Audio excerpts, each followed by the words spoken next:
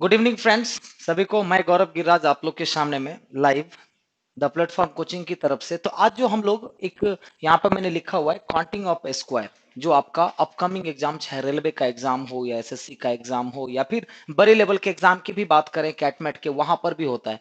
तो बस counting of figure से लिया गया एक सेक्शन है काउंटिंग ऑफ स्क्वायर। ठीक है, तो काउंटिंग ऑफ फिगर तो वैसे तो बड़ा चैप्टर है, आप लोगों को भी पता होगा, और ये बहुत लोगों को परेशान करता है। खास करके ग्रुप डी वाले आप क्वेश्चंस में देख लो, जो 2016 से 2018 तक जितने भी क्वेश्चंस पूछे गए हैं, हर सेट में आपको लगभग तो जरूर मिल जाएगा हर एक। और यहाँ पर की पहले होते थे कि नहीं, नॉर्मल नॉर्मल से लेवल आते थे, बहुत ही हाई लेवल का आने लग गया है क्वेश्चंस। काउंटिंग ऑफ ट्राइंगल के कंसेप्ट अलग होते हैं, काउंटिंग ऑफ स्क्वायर्स के कंसेप्ट अलग होते हैं, रेक्टेंगल के कंसेप्ट अलग होते हैं, फिर उसके बाद लाइंस के कंसेप्ट अलग होते हैं। तो उसमें मैं एक छोटा सा क्वेश्चन बस छोटे से वीडियो के थ्रू मैं शो करना चाह रहा हूं कि ट्रिक या फिर टेक्निक कैसे अप्लाई होता है किसी भी क्वेश्चन में।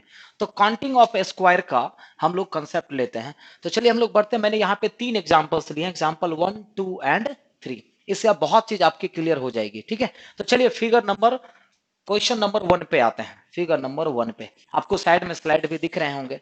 ठीक है, तो यहाँ पे जैसे फिगर नंबर 1 में आपको पूछा गया है कि वर्गों की संख्या आखिर कितनी होगी।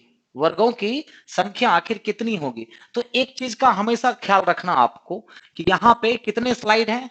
अगर रो वाइज देखें तो 1, 2, 3 और 4 स्लाइड है ना। 1, 2, 3 और 4। अच्छा, कॉलम वाइज कितने हैं, तो 1, 2, 3 और 4। मतलब कि ये और ये number of rose and number of columns दोनों क्या है, इक्वल है। जब number of rose and number of column अगर इक्वल हो तो क्या करना चाहिए। तो देखिए, तो इसका डायरेक्ट अगर इसमें पूछा जाए कि इसमें टोटल कितने डायग्राम है, तो हम लोग क्या कर देंगे, तो कुछ नहीं करना है।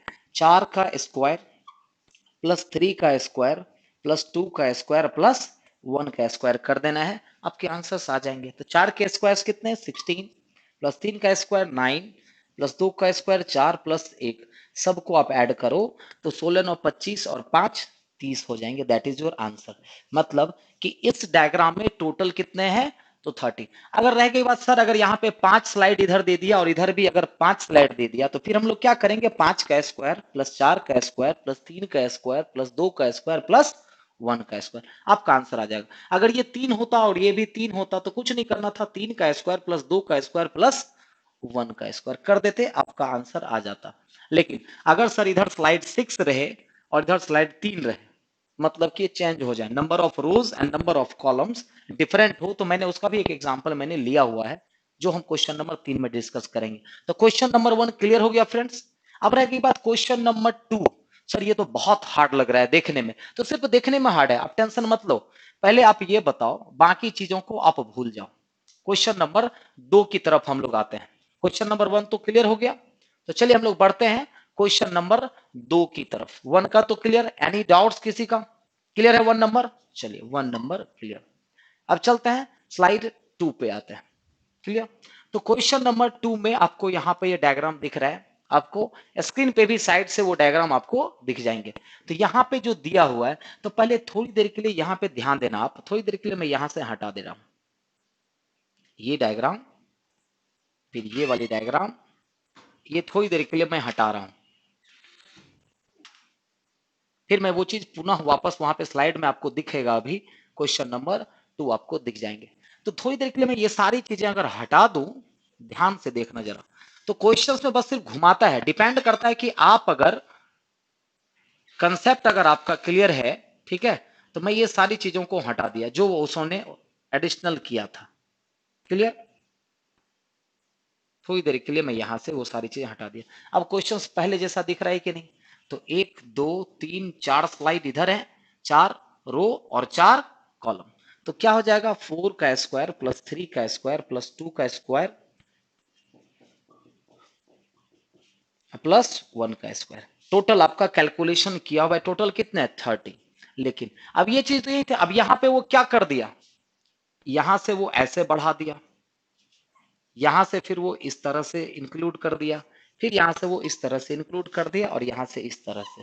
तो पहले यहां पे देख लो, अगर एक चीजों को लाया तो क्या दिख रहा है आपको, कितने वर्ग बन रहे हैं। तो एक वर्ग तो ये बन रहा है और एक ये बड़ा वाला, तो दो यहां बन गए, दो यहां बन गए, 2 यहां बन गए और 2 यहां बन गए, तो 2 4 6 और 8 प्लस 8 ऐड हो गए। लेकिन क्या इतना ही क्यूब बना? नहीं, क्योंकि यहां पे, तो आपको मैं एक चीज बता दूं कि इस वाले डायग्राम में टोटल कितने वर्ग होते हैं? 5। सर कैसे? तो 1 2 3 4 और एक ये बड़ा वाला 5। तो यहां पे ऐसा कितना दिख रहा है आपको? कितने दिख रहे हैं आपको ऐसे? तो ऐसे 1 2 3 4 दिख रहे हैं। तो यहाँ पे ऐड हो जाएगा कितना? 5 गुने 4, क्योंकि आपको पता है कि ऐसे डायग्राम में टोटल कितने स्क्वायर दिखते हैं? 5। तो यहाँ पे क्या हो गया? 38 और 20 यानी कि 58। इस डायग्राम में टोटल कितने 8 है? कितने हैं? तो 58 वर्ग है। तो क्वेश्चन नंबर 2 आपका क्लियर हो गया हो। तो डायग्राम कैसा भी दे, अगर आपका बेसिक अगर मजबूत है, बेसिक अगर आपका ये चीज है, तो फिर आपको दिक्कतें नहीं आएंगी। Clear friends?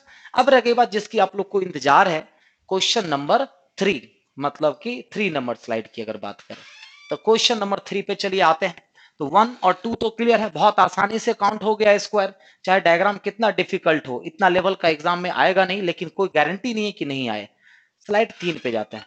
सर यहाँ पे नंबर ऑफ रो अलग है, नंबर ऑफ कॉलम अलग है। तो नंबर ऑफ रो कितने हैं? 1 2 3 4 5 और 6 और 7 स्लाइड है।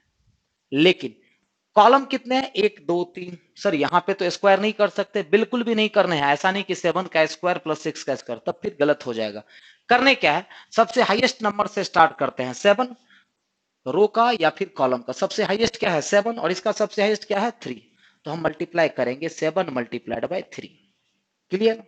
फिर प्लस करेंगे, 7 से एक कम कर देंगे 6, और 3 से एक कम कर देंगे 2।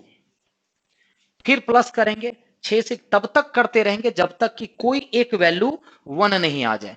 तो 7 में से 6 और 3 में से 2। फिर क्या करेंगे? 6 में से 1 गया 5, और 2 में से 1 गया 1। तो 1 तो आ गया ना, 1 जैसे ही आ गया वहां पे स्टॉप कर जाना है। तो कितने हो जाएंगे? 21 प्लस 12 प्लस 5। क्लियर? अब यहाँ पे 8 रहता, तो 8 मल्टीप्लाइड बाय 3, 7 मल्टीप्लाइड बाय 2 और 6 मल्टीप्लाइड बाय 1 हो जाता। अगर यहाँ पे 5 होता तो 5 multiplied by 3 plus 4 multiplied by 2 plus 3 multiplied by 1, और दैट इज योर आंसर। तो अगर हम जोड़ते हैं तो कितने हो जाएंगे? 8, 5 2 7 प्लस 1 8, उसके बाद 2 1 3, टोटल 38 स्क्वायर इसमें होंगे। That is your answer.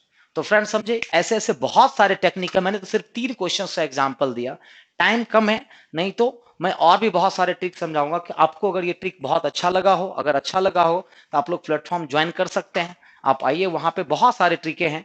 Counting of square में तो बस छोटा सा एक टेक्निक सिखाया मैंने, कि किस तरह से चाहे छोटे हो या बड़े हो, ठीक है, इस तरह से। आपको अगर और भी ट्रिक्स जानने हो, पूरा कंप्लीट रीजनिंग पढ़ने में, कुछ भी चीजें अगर ऐसी हो, आप द प्लेटफॉर्म कोचिंग आप ज्वाइन कर सकते हैं। आप मेरे से क्लास भी कर सकते हो, यहाँ पे सारे बैचेस चलते हैं हमारे। ठीक है, तो चलिए फिर, थैंक